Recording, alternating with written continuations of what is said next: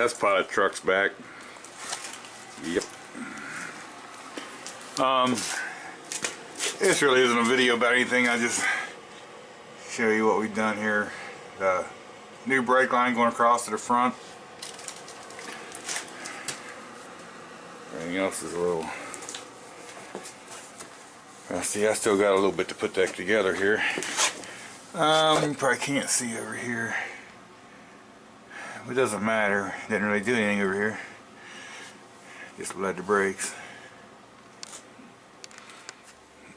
That's usage. So, I don't know if you can see or not, but got us a new filler neck in there.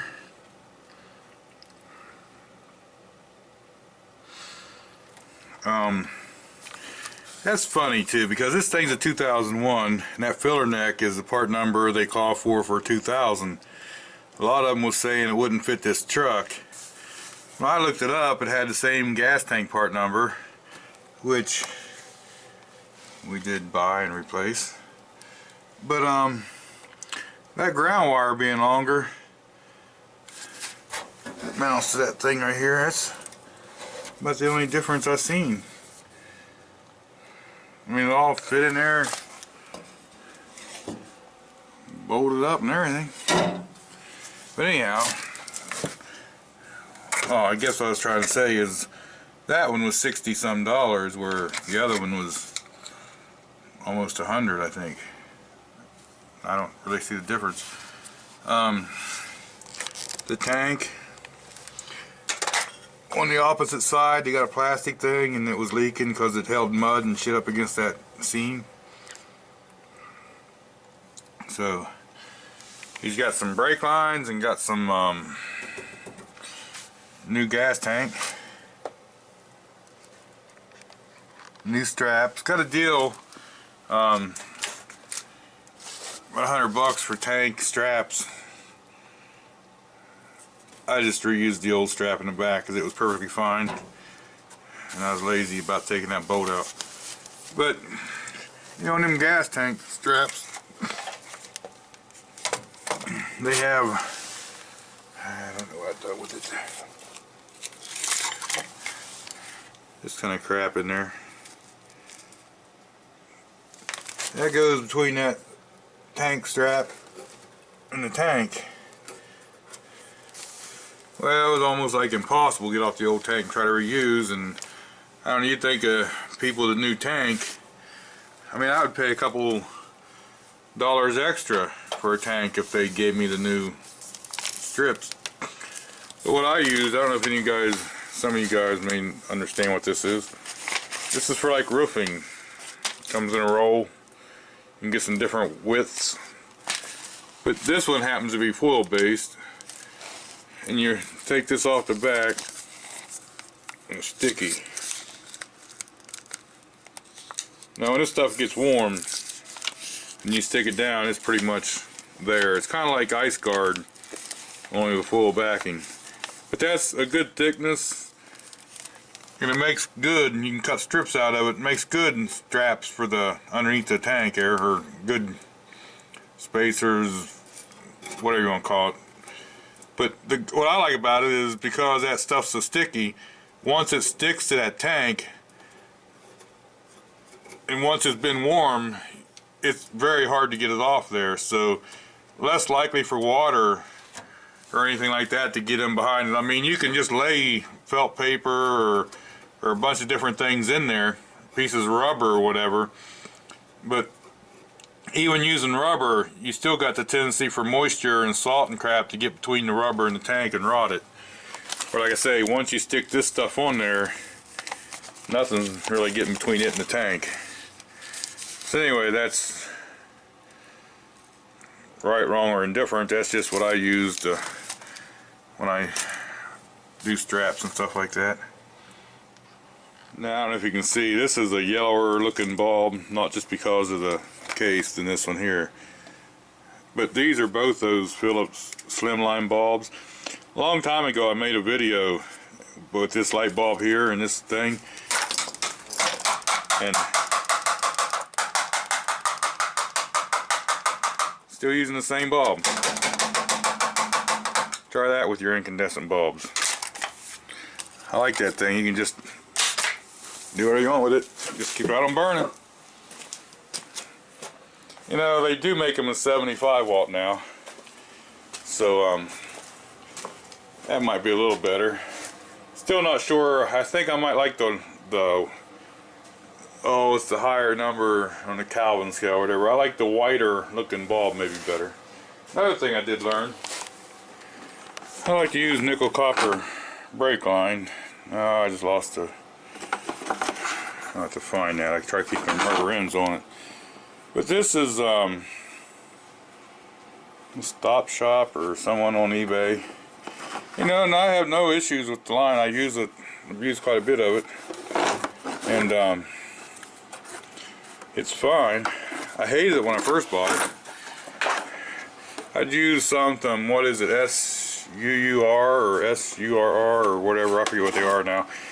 I think that might be the best line, but you know, this is priced fairly nice, and the problem I have with it is this is 1/4 inch brake line, sold to me anyway as 1/4 inch brake line. But if I put this 1/4 inch clamp on there, this clamp won't go all the way together. It always leaves a little bit of a gap here. So when that happens, you can't screw this on, because you'll sit here all day long and it'll just try to cross thread, do whatever. So what I found to do, if you're using NICOPP brake line, you're having any kind of issues like that, if you happen to have the 6mm die set up, and I also been using the, where's it at, 6mm here on this, and this clamps the line securely. It closes all the way up, makes it so you can throw that thing on there easy. But once I started using the 6mm dies and stuff to do this 1/4 inch NICOPP here, you know, it's okay. I like it, no problems with it. The other thing I do like is this. So you got a little pin here, and it says soft and hard there for like different tubings, but this thing here, you see the little springs back here. You put this on the line you're going to cut, and you put that on there, and all you got to do is turn this down to where you see it on the setting you want, soft or hard. But now I just kind of do it by feel. Then you can just roll this tubing cutter around and never have to readjust it until it cuts it off. I like. Now I'm not sure how well this is going to show up in this light. You can see the little lines going across there. That's where that U-joint's been shattered. The cap still had grease and stuff in them, but that U-joint ain't long for the world. Now if you notice, there's no clip out here, no clip on the inside. See, there's a dot here, one here and one here. What that is there's a groove on the inside of that cap, and then the inside of that, whenever they get that in their factory, they just fill hot plastic, and then that's what holds it in there. So to get this out, we don't have to heat this up. You just take a little torch and heat this up, and you'll watch this stuff come out.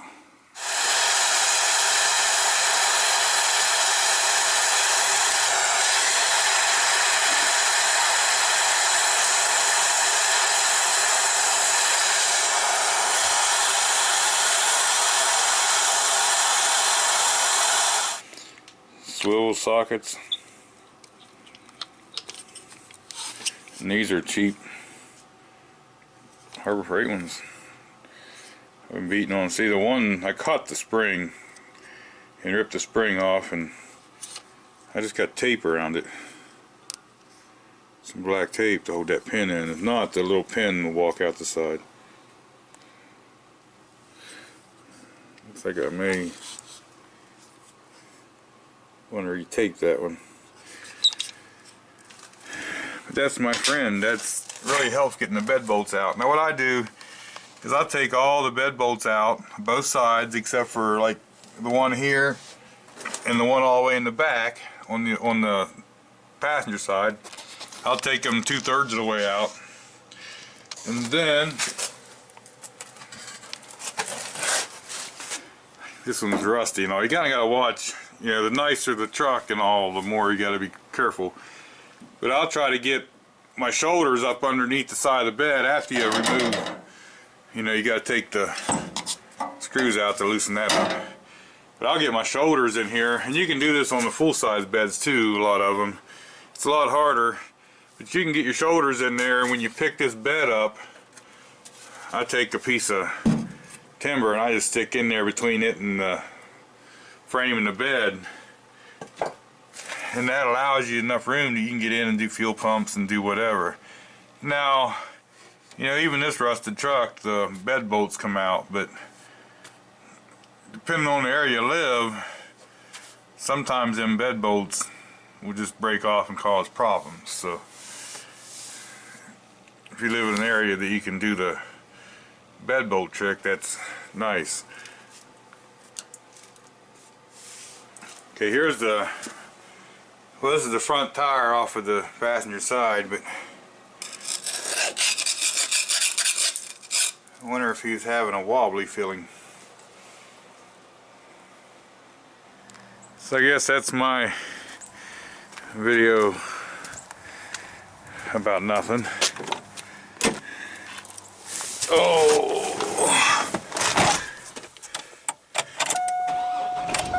it does run good.